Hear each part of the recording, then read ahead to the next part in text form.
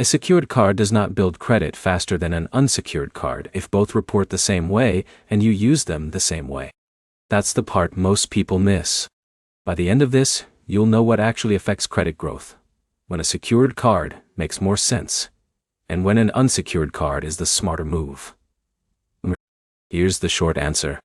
Credit building speed depends on payment history, credit utilization, and account age. Not whether the card is secured or unsecured. That means if you have two cards reporting to the major credit bureaus and you pay both on time every month, they can build credit at the same pace. Now let's break down where the real difference is. Start with approval. Secured cards are easier to get because they require a deposit. Usually that starts at $200.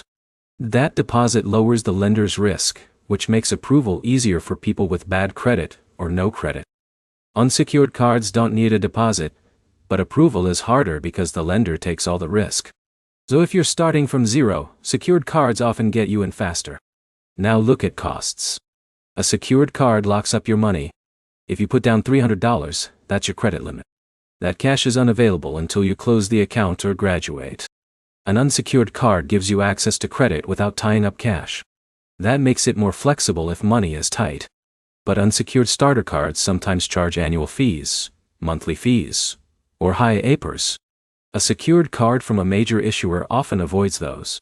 Now the part that affects your score most. Utilization.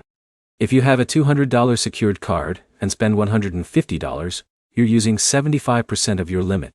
That's high. If you have a $1,000 unsecured card and spend the same $150, you're at 15%. That's much healthier. Lower utilization can help your score look better, even if both cards report the same. So which one should you choose? Pick secured if you need the easiest approval and can afford the deposit. Pick unsecured if you qualify without heavy fees and want to keep your cash free.